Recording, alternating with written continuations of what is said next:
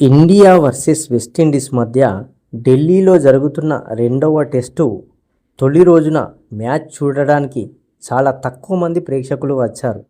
దీంతో ఒక చెత్త రికార్డులో ఈ టెస్ట్ మ్యాచ్ చేరింది. ఇక విషయానికి వస్తే భారత గడ్డపై జరిగిన టెస్ట్ మ్యాచ్లో మొదటి రోజున ఇలాంటి దృశ్యం ఇంతకుముందు ఎప్పుడూ చూడలేదు. నిజానికి ఢిల్లీలోని అరుణ్ జైట్లీ స్టేడియం 35,000 మంది ప్రేక్షకుల సామర్థ్యాన్ని కలిగి ఉంది. అయితే అక్టోబర్ 10న ప్రారంభమైన టెస్ట్ మ్యాచ్ తొలి రోజున మొత్తం స్టేడియం ఖాళీగా ఉంది. గణాంకాల ప్రకారం మొదటి రోజు ఢిల్లీ టెస్ట్ మ్యాచ్ చూడడానికి కేవలం 673 మంది ప్రేక్షకులు మాత్రమే మైదానానికి వచ్చారు. దీన్ని బట్టి రోహిత్ శర్మ మరియు విరాట్ కోహ్లీ టెస్టు క్రికెట్ నుంచి రిటైర్మెంట్ ప్రకటించినందుకే ఇంత తక్కువ ప్రేక్షకులు వచ్చారని పరిగణించాలా, లేదా టెస్ట్ మ్యాచ్లపై ప్రేక్షకుల్లో ఆసక్తి తగ్గుతుందా? ఇది కూడా కార్వా చౌత్ ప్రభావమా?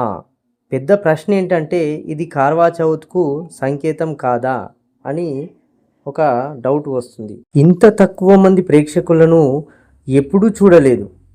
భారత్ వెస్టిండీస్ మధ్య జరుగుతున్న రెండో టెస్ట్ మ్యాచ్లో తొలి రోజున అరుణ్ జైట్లీ స్టేడియంలో కేవలం 673 మంది అభిమానులు మాత్రమే హాజరయ్యారు. నిజానికి భారతదేశంలో జరిగిన టెస్ట్ మ్యాచ్లో తొలి రోజున ఇంత తక్కువగా ప్రేక్షకులు ఉన్నది ఇంతవరకు ఎప్పుడూ చూడలేదు. భారతదేశంలో జరిగిన టెస్ట్ మ్యాచ్ తొలి రోజున స్టేడియంలో అతి తక్కువ సంఖ్యలో ప్రేక్షకులు ఉండడం ఇదే కొత్త రికార్డుగా నమోదైంది. మరో కోణంలో చూస్తే రోహిత్ శర్మ, విరాట్ కోహ్లీ లేకపోవడం వల్ల ప్రభావము చాలా ఎక్కువగా ఉండే అవకాశాలు కూడా ఉన్నాయి. ఇక కోహ్లీ తన చివరి రంజీ ట్రోఫీ మ్యాచ్ ఇక్కడ ఆడినప్పుడు మొదటి రోజు వచ్చిన ప్రేక్షకుల సంఖ్య భారత్ వెస్టిండీస్ మ్యాచ్ను వీక్షించిన ప్రేక్షకుల సంఖ్య కంటే చాలా ఎక్కువగా ఉంది.